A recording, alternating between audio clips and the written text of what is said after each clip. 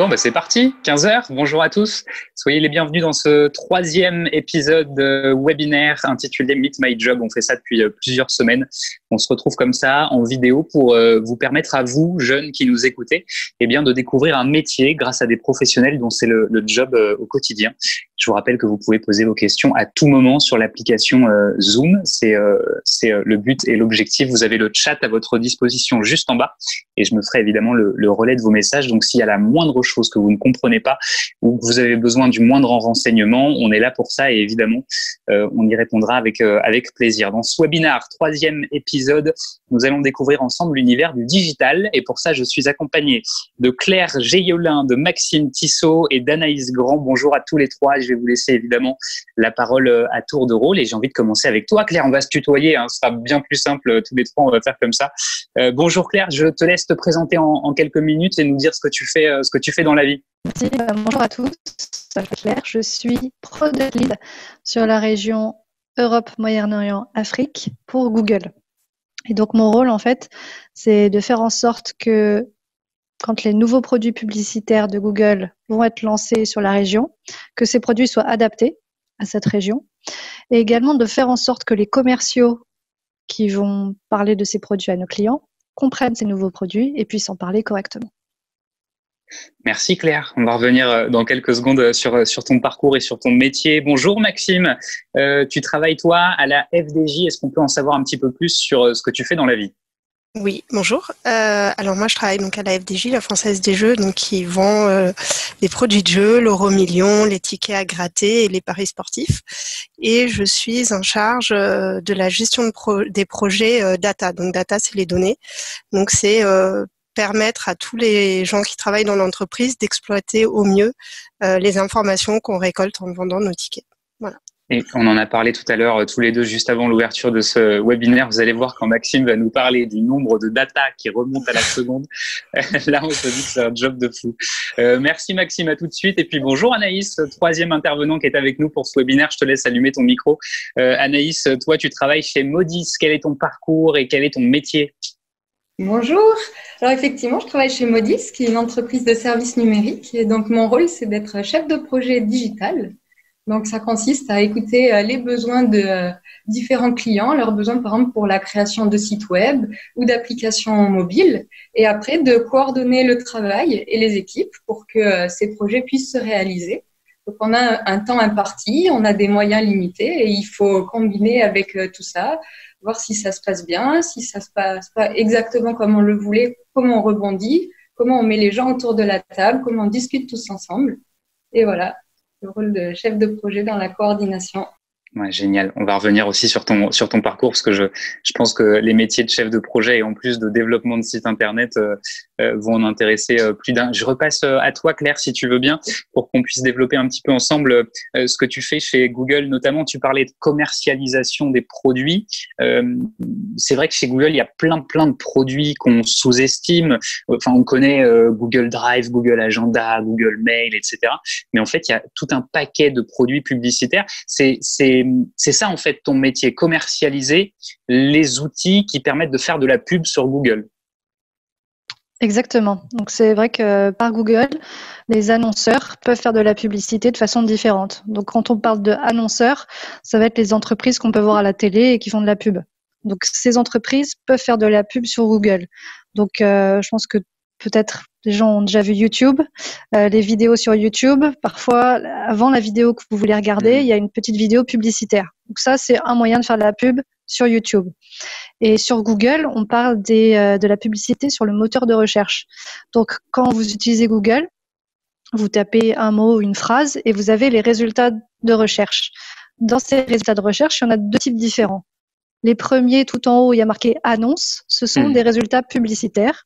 Et les résultats ensuite qui viennent en dessous, ce sont ce qu'on appelle les résultats naturels. Donc ça, ce sont des résultats qui ne sont pas payants du tout. Et donc, les entreprises qui veulent faire de la publicité peuvent acheter ces liens publicitaires tout en haut.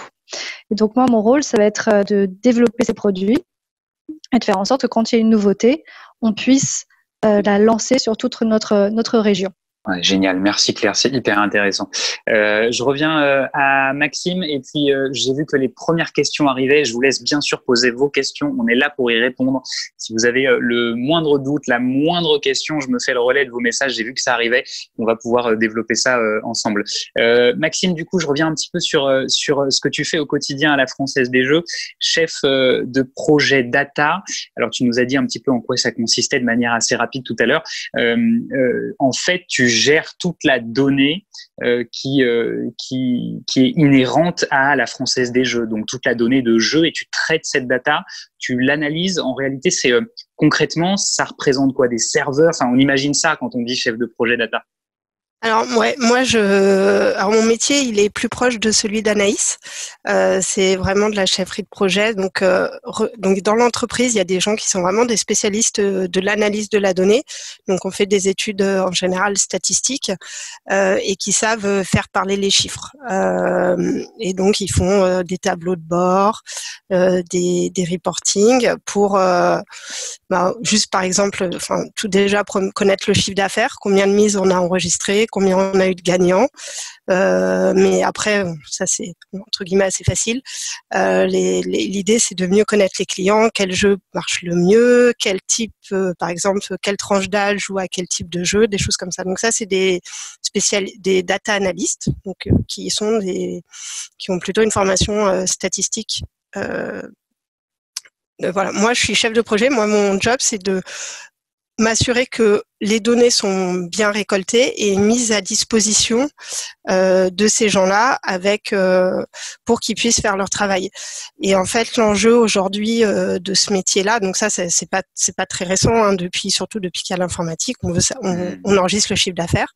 Là, la transformation qui est intéressante, c'est ce qu'on appelle le big data.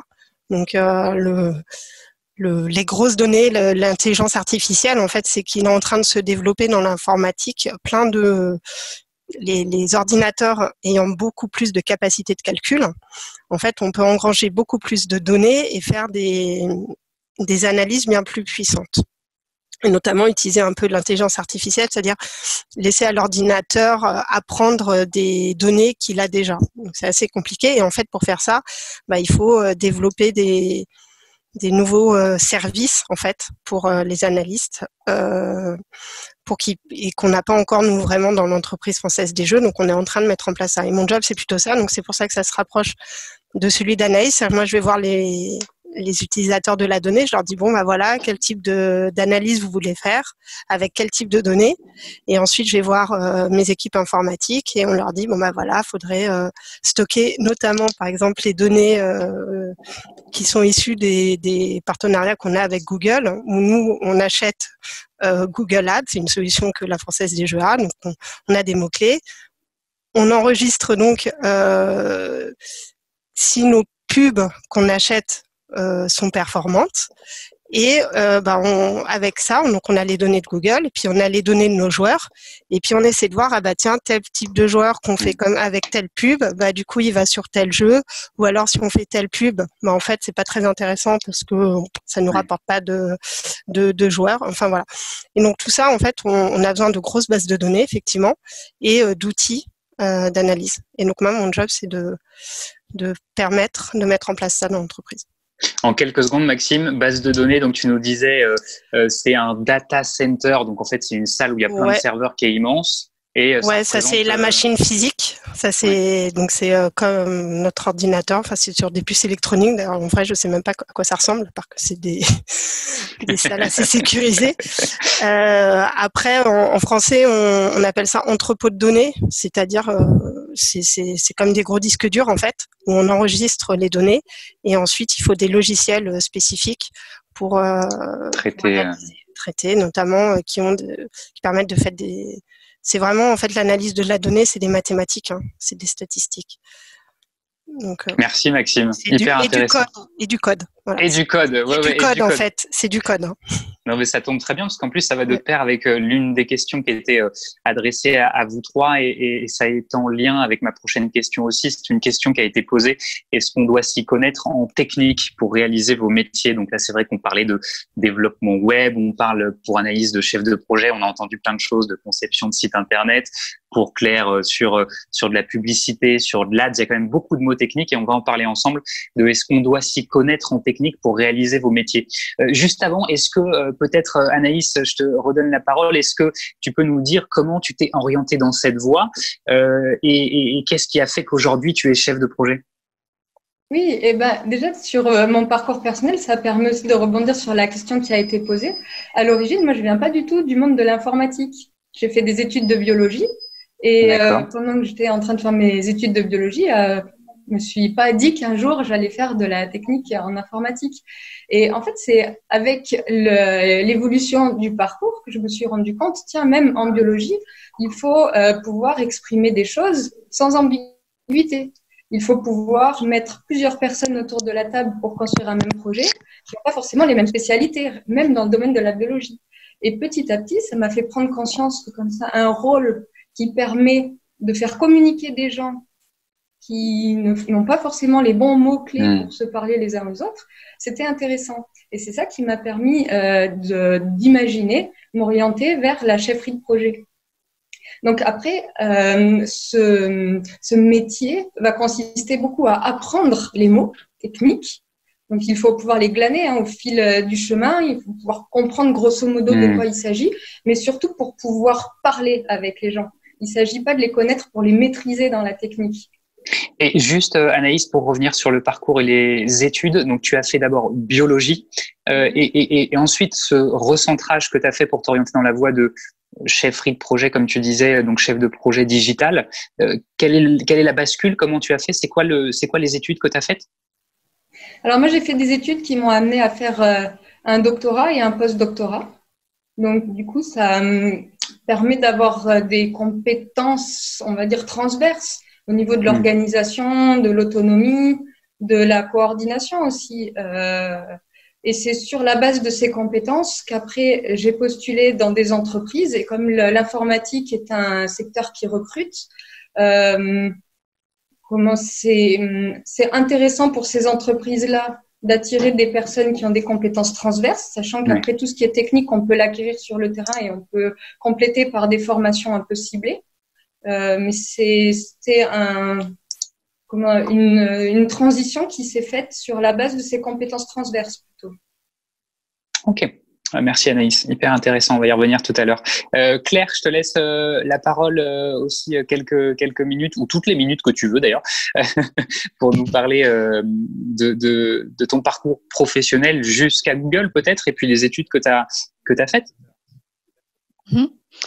C'est intéressant parce que ce cours est un peu similaire avec celui d'Anaïs, c'est-à-dire que je n'ai pas du tout fait des études dans le digital.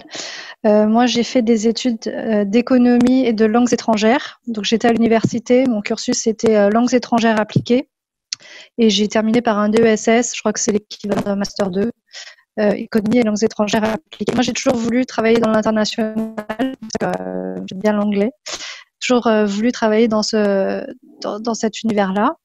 Et j'ai commencé chez Google dans les équipes commerciales, justement. Donc moi, j'ai commencé, je conseillais les entreprises de comment faire de la publicité sur Google.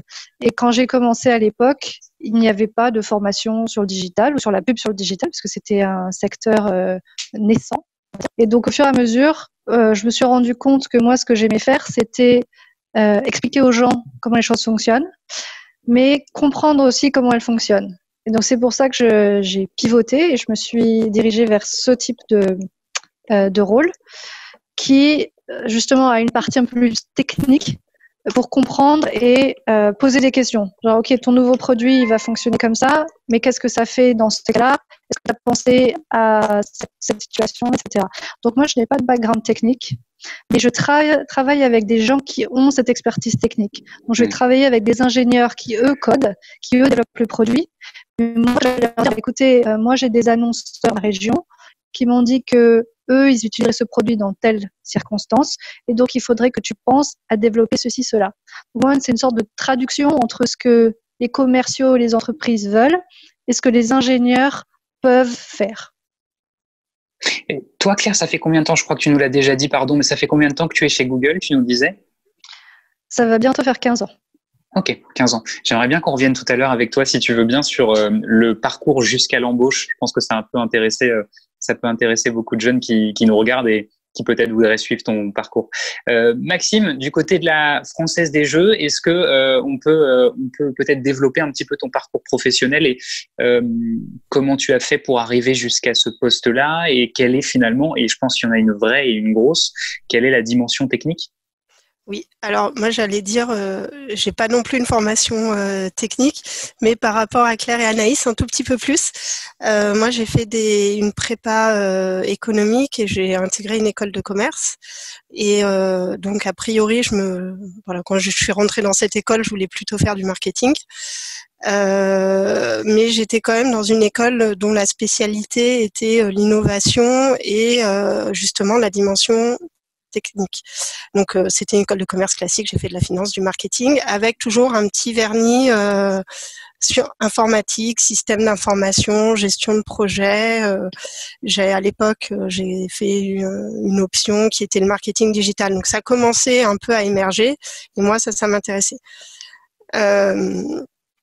Donc j'ai pas une formation technique, je sais pas du tout coder, je connais pas tous les langages informatiques, je sais pas structurer un système d'information et tout ça. Donc j'ai fait 2 années de stage pendant mes études en apprentissage. Et ces stages, donc c'était dans des directions marketing, mais je travaillais toujours sur leur site internet. Et finalement, je me suis rendu compte, un peu comme Anaïs, que ce qui m'intéressait plus, c'était pas tant le marketing que la partie animation du site et gestion de projet, c'est-à-dire discuter avec les gens, développer qu'est-ce qu'on peut faire pour améliorer le site, discuter avec les informaticiens pour que ce soit possible et tout. Et au final, ça commençait à plus m'intéresser que vraiment faire du marketing produit, quoi. En sortant, donc une fois que j'étais diplômée, j'ai intégré un cabinet de conseil. Donc en général, ça veut dire quand même plutôt travailler dans l'écosystème informatique et digital, en tout cas. Donc avec plutôt ce vernis digital site internet. Donc je suis entrée en conseil à la Française des Jeux et j'ai commencé par tester les jeux digitaux ceux qui sont mis en ligne sur le site fdj.fr. Donc j'ai trouvé ça sympa comme job.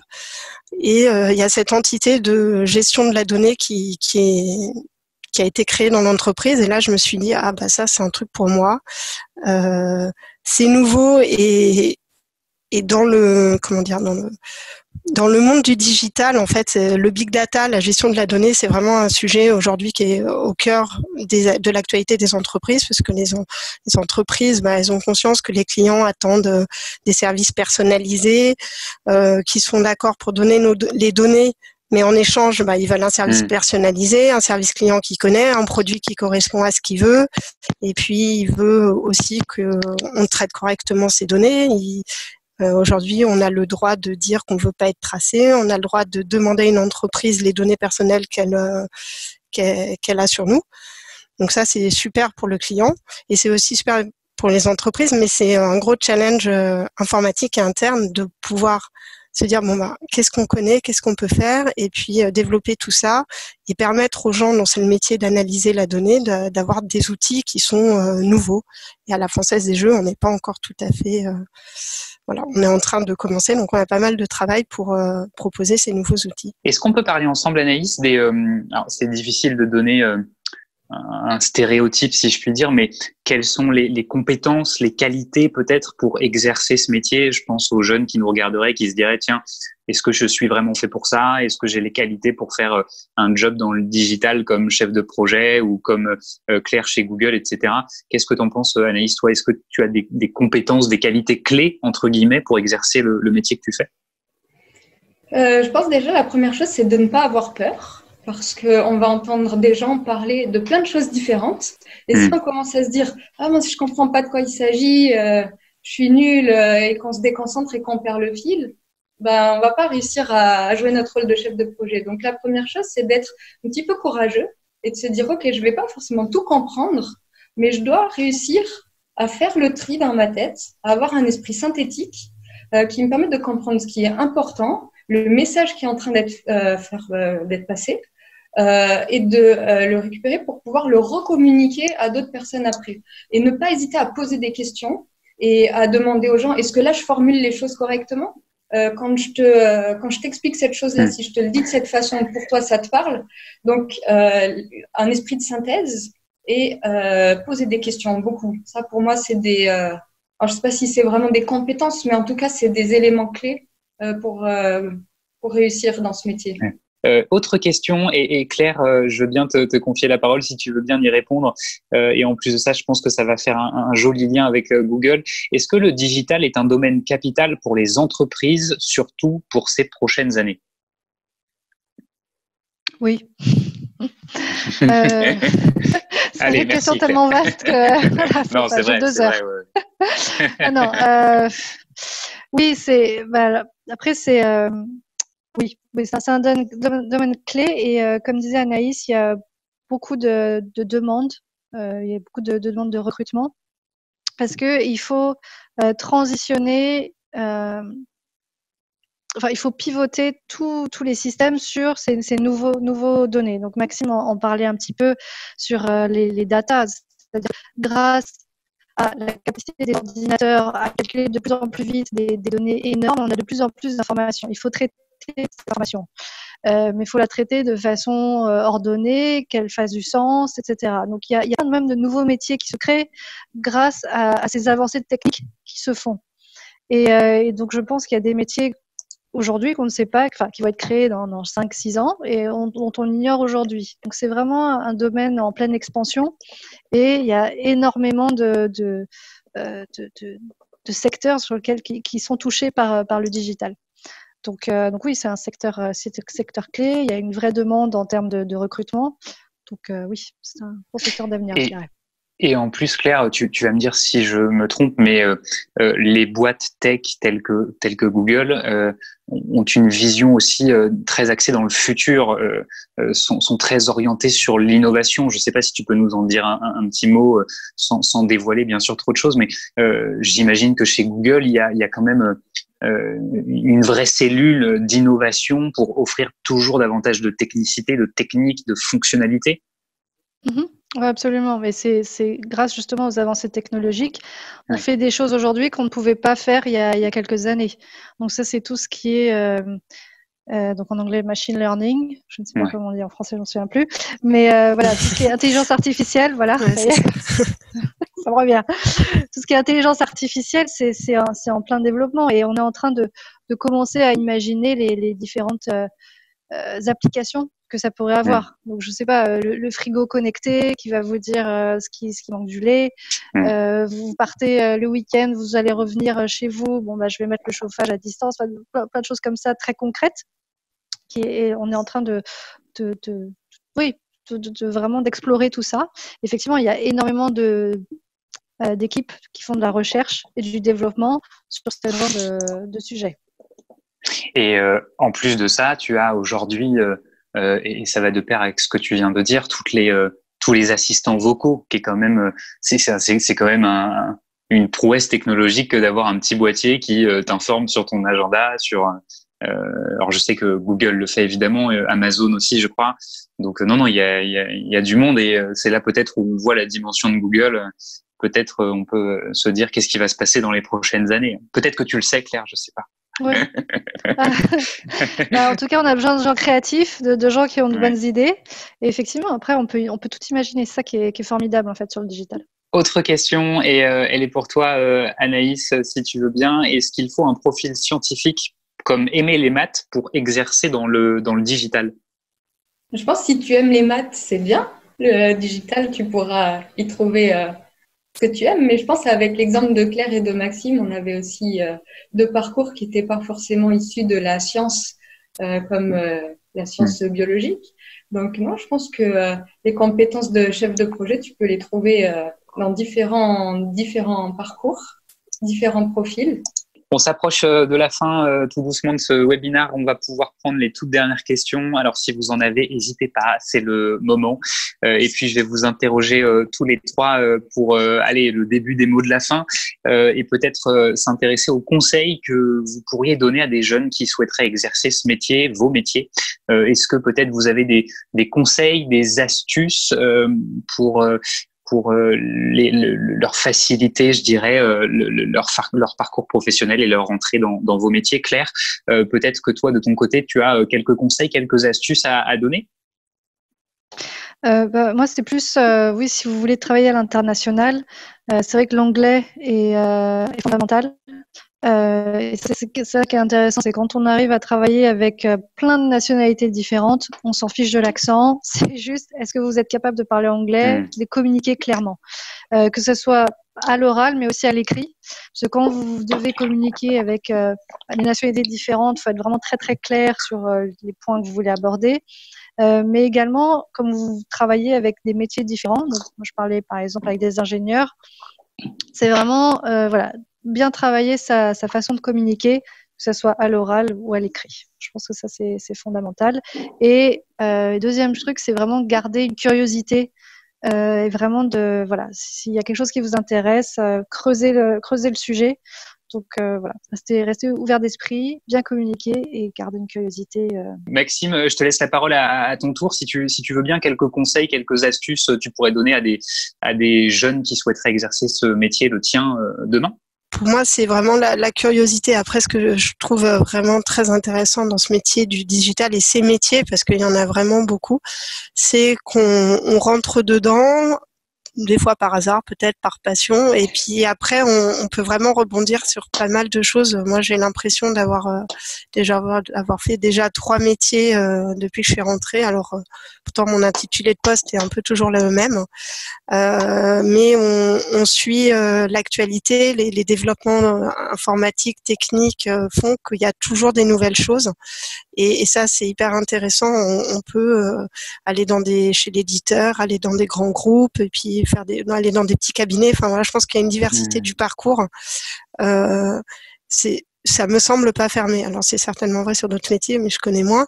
Mais ça évolue souvent. Et moi, c'est ce qui m'intéresse.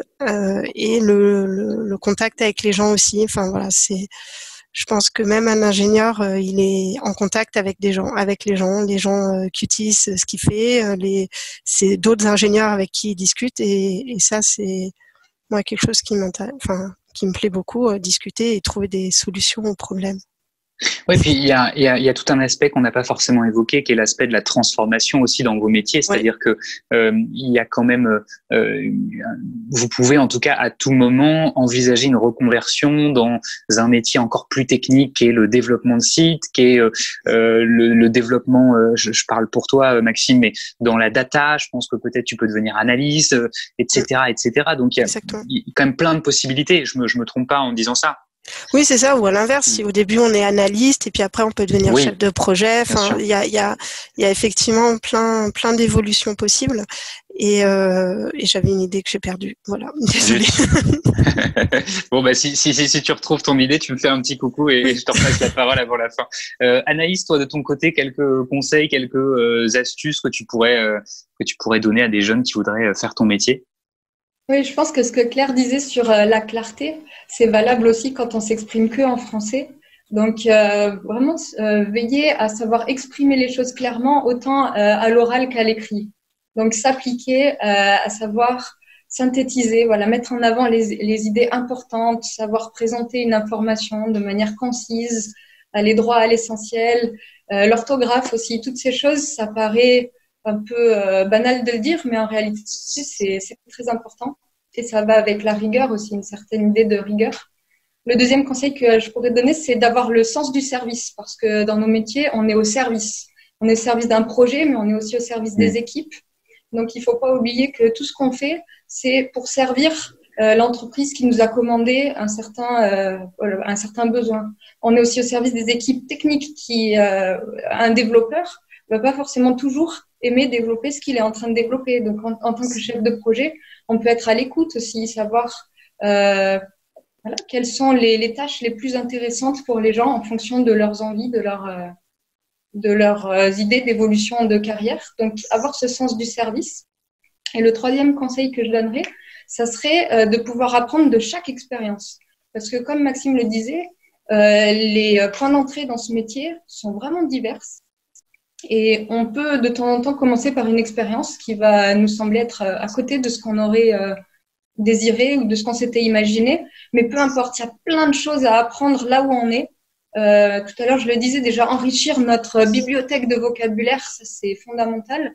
Donc, apprendre à l'endroit où on est tout ce qu'on peut emmagasiner comme connaissances. Et que ça soit en lien direct avec le sujet du digital ou sur d'autres choses aussi. Bon, je vous laisse ouvrir vos micros tous les trois pour qu'on se fasse un au revoir général. Merci infiniment à Claire, Maxime et Anaïs pour ce troisième épisode de webinaire Meet My Job consacré au métier du digital. Merci à vous trois, vraiment, c'était super. Merci beaucoup. Merci. Merci.